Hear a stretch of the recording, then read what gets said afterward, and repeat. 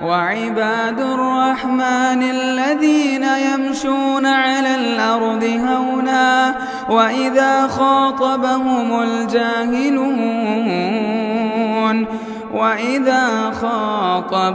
الجاهلون قالوا سلاما.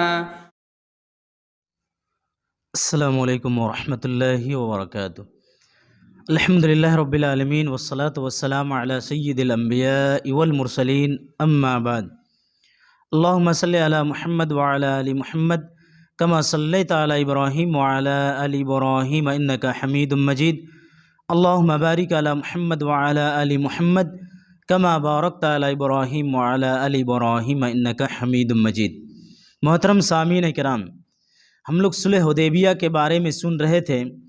اور باتیں یہاں تک پہنچی تھی کہ صلح حدیبیہ کے نچوڑ کو آپ کے سامنے ہم نے پیش کیا تھا اور اس کے پس منظر اور بیک گراؤنڈ کیا تھا کہ اللہ کے نبی صلی اللہ علیہ وسلم نے صلح کیے قریش اور مشرکین مکہ سے، اور اس میں اللہ رب العالمین نے کتنی بڑی کامیابی رکھے تھے جس کے تحت اللہ کے نبی صلی اللہ علیہ وسلم نے جو ہے یہ صلح کیا. اب جب کہ صلح مکمل ہو چکا اور اس کے بعد جو ہے صحابہ کرام صلح کی کچھ باتوں سے ناراض، یا یوں کہہ لیجئے دوسرے لفظوں میں کہ وہ لوگ غم اور الم میں تھے، اور دو چیزوں کو لے کر کے، دو باتوں کو لے کر کے بہت افسوس کر رہے تھے صحابہ کرام. ان میں پہلی بات یہ تھی کہ اللہ کے نبی صلی اللہ علیہ وسلم صحابہ کرام کو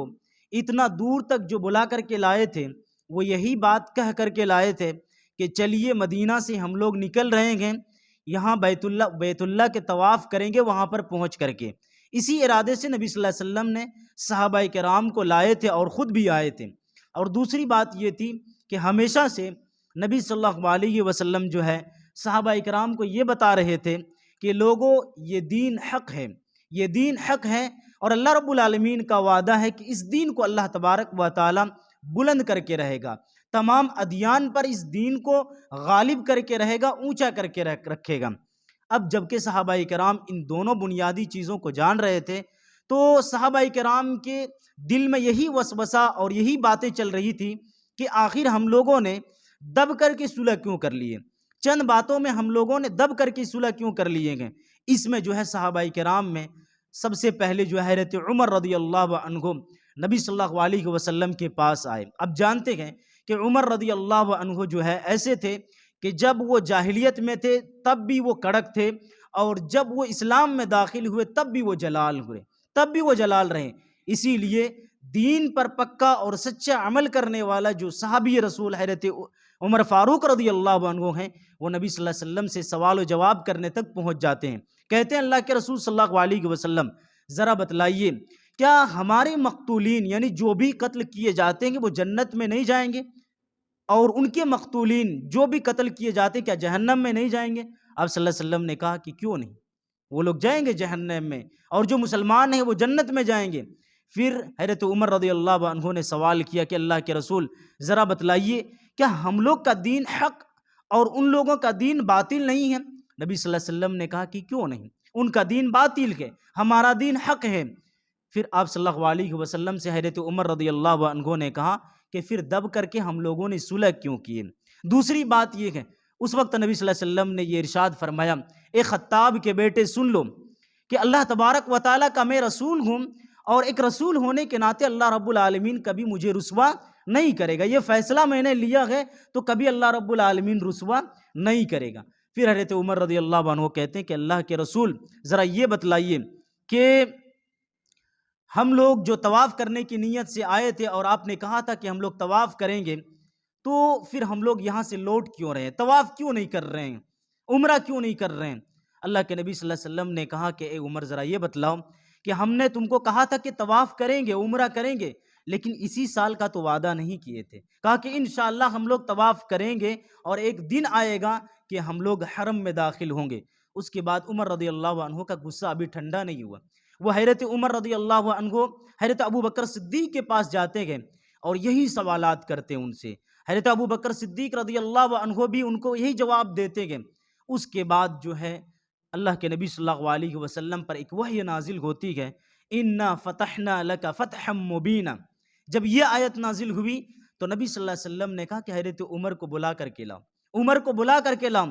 حضرت عمر رضی اللہ عنہ آئے، اب صلی اللہ علیہ وسلم نے کہا کہ دیکھو اللہ تبارک و تعالیٰ نے یہ آیت نازل کیا ہے، اِنَّا فَتَحْنَا لَكَ فَتْحًا مُبِينًا، اس صلح کو اللہ رب العالمین نے فتح کا، جیت حاصل کا، کہ تمہیں جیت حاصل ہوئی ہے۔ حضرت عمر رضی اللہ عنہ نے کہا کہ اللہ کے رسول یہ جیت ہے ہماری؟ کہا کہ ہاں یہ جیت ہے ہماری۔ پھر حضرت عمر رضی اللہ عنہ کہتے ہیں کہ اتنے جو مکالمہ ہم نے نبی صلی اللہ علیہ وسلم سے کیے، حضرت ابو بکر سے کیے، ہم کو لگا کہ کہیں غلطی کر دیے، اور اس پر مجھے بہت افسوس ہونے لگا، پچھتاوا ہونے لگا، اور اسی کے خاطر میں نے بہت سارے نیک اعمال کیے، صدقہ و خیرات کیے۔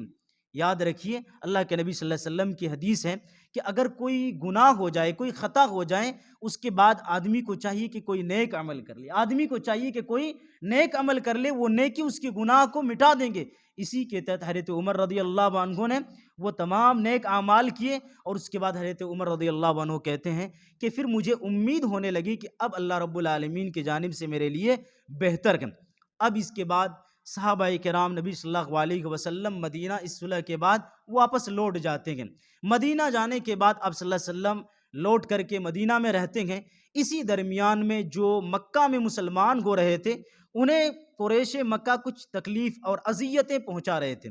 ان تکلیفوں سے چھٹکارا پا کر کے ایک صحابی رسول حضرت ابو بصیر رضی اللہ عنہ جو ہیں، ان سے بھاگ کر کے مدینہ آ گئے۔ اللہ کے نبی صلی اللہ علیہ وسلم کو قریش نے کہا کہ اے محمد صلی اللہ علیہ وسلم، ہم لوگوں نے صلح نامہ میں اس بات کو لکھ دیا کہ جو کوئی قریش سے بھاگ کر کے بلا اجازت آ جائے گا، وہ محمد اس کو واپس لوٹا دیں گے، محمد صلی اللہ علیہ وسلم اس کو واپس بھیج دیں گے، اپنے پاس مدینہ میں نہیں رکھیں گے۔ اسی کے تحت ابو بصیر رضی اللہ عنہ کو واپس لوٹا دیجیے۔ اللہ کے نبی صلی اللہ علیہ وسلم ان کو واپس لوٹاتے ہیں، اور ان کو واپس لے جانے کے لیے مکہ 2 آدمی کو بھیجا گیا تھا۔ 2 آدمی ان کے ساتھ آئے اور ان کو واپس مکہ لے جانے لگے۔ راستے میں ذوالحلیفہ کے پاس یہ دونوں اپنی اپنی سواری سے اترتے گئے، اور اترنے کے بعد کھجور کھانے لگتا ہے، یہ دونوں آدمی کھجور کھانے لگتا ہے۔ اسی درمیان میں ابو بصیر رضی اللہ عنہ ان میں سے ایک آدمی کی تلوار کو دیکھتے ہوئے کہتا ہے کہ تمہاری تلوار کیا ہی عمدہ ہے، بہت بہترین تلوار ہے۔ وہ آدمی اپنے بارے میں تعریف سن کر کے، اپنے سامان، اپنے ہتھیار کی تعریف سن کر کے وہ پھول گیا۔ انہوں نے کہا کہ ہاں اس کا میں نے تجربہ کیا ہے، اس کا ایکسپیرینس کیا ہے، بہت اچھی تلوار ہے یہ میری، اور میں نے اس کو آزمایا ہے۔ کہا کہ ذرا لا کر کے ہم کو دو، تو نیام سے اس تلوار کو نکال کر کے جو ہے ابو بصیر رضی اللہ عنہ کے ہاتھوں میں دیا، اور ابو بصیر نے موقع پا کر کے اس آدمی کا جو ہے کام تمام کر دیا۔ اس کے بعد جو دوسرا آدمی تھا وہاں سے دوڑتے ہوئے اور بھاگتے ہوئے مدینہ آ پہنچا، مسجد نبوی میں آیا تو نبی صلی اللہ علیہ وسلم نے دیکھا کہ یہ آدمی بہت پریشان حال ہے۔ کہا کہ کیا ہوا؟ کہا کہ ایک آدمی قتل ہو گیا، اور دوسرا میں ہوں کہ قتل ہونے والا ہی ہوں۔ اتنے دیر میں ابو بصیر رضی اللہ عنہ جو ہے آ گئے، اور نبی صلی اللہ علیہ وسلم سے کہا کہ اللہ کے رسول صلی اللہ علیہ وسلم، اللہ تعالیٰ نے جو ہے آپ کا وعدہ پورا کر دیا، آپ بھیج رہے تھے اور میں جا بھی چکا تھا کہ راستے سے میں واپس لوٹ کر کے آ گیا۔ تو اللہ کے نبی صلی اللہ علیہ وسلم نے کہا کہ تمہارے ساتھ کوئی اور بھی مل جائے تم تو جنگ کھڑی کر دو گے، تمہارے ساتھ اگر کوئی اور بھی مل جائے تو تم جنگ کھڑی کر دو گے۔ یعنی قریش سے ہم لوگوں نے صلح کیا ہے کہ لڑائی نہیں کریں گے 10 سال تک، اور اس طرح سے قتل و غارت گری نہیں کریں گے، اور تم نے اس کو قتل کر دیا۔ تو انہوں نے سوچا کہ اب جو ہے نبی صلی اللہ علیہ وسلم پھر سے ہم کو جو ہے مکہ بھیجیں گے۔ تو انہوں نے یہ عقل دوڑائی کہ وہاں سے مدینہ سے بھاگ کر کے سمندر کے ساحل میں ابو بصیر رضی اللہ عنہ آ گئے، اور اسی ساحل میں رہے کہ ایک صحابی رسول ابو جندل رضی اللہ عنہ جو صلح نامہ کے وقت آئے تھے اور ان کو واپس مکہ بھیج دیا گیا تھا، سہیل کا جو بیٹا تھا، تو وہ بھی بھاگ کر کے سمندر کے ساحل میں آ گیا، اور اس کے بعد جو ہے یہ دونوں ساتھ رہنے لگا۔ اور جب بھی کوئی مسلمان ہوتا اور مکہ چھوڑتا تو سمندر کے ساحل میں وہ آ کر کے ان کے ساتھ رہنے لگتا، یعنی ان کے ساتھ رہتے رہتے کچھ لوگوں کی ایک جماعت بن گئی۔ اب قریش کا کوئی بھی قافلہ، قریش کی کوئی بھی ٹیم وہاں سے، تجارتی قافلہ ہو، کوئی بھی قافلہ ہو، ٹیم ہو، وہاں سے گزرتے تو ان کو جو ہے پریشان کرتا، چھیڑتا، ان کو لوٹ مار کرتا۔ جب قریش نے دیکھا کہ سمندر کے ساحل پر ان لوگوں نے جو ہے کوہرام مچا کے رکھ دیا ہے، تو نبی صلی اللہ علیہ وسلم کو ایک خط لکھا اور پیغام بھیجا، کہا کہ اللہ اور رشتہ داری کا واسطہ دیتا ہوں کہ جو صلح نامہ ہم نے لکھا تھا کہ جو کوئی آپ کے پاس جائے گا انہیں پھر سے واپس بھیج دیجئے گا، اب اس کو چھوڑ دیجئے، اور جو آپ کے پاس چلا جائے گا اس کو وہیں پر رہنے دیجئے، وہ آپ کے پاس محفوظ رہیں گے۔ اس طرح سے صلح حدیبیہ یہاں پر ختم ہوتا ہے، اور صلح حدیبیہ کے جسٹ سن 7 ہجری میں جو ہے اللہ کے نبی صلی اللہ علیہ وسلم کے پاس آ کر کے حضرت عثمان بن طلحہ رضی اللہ عنہ، حضرت خالد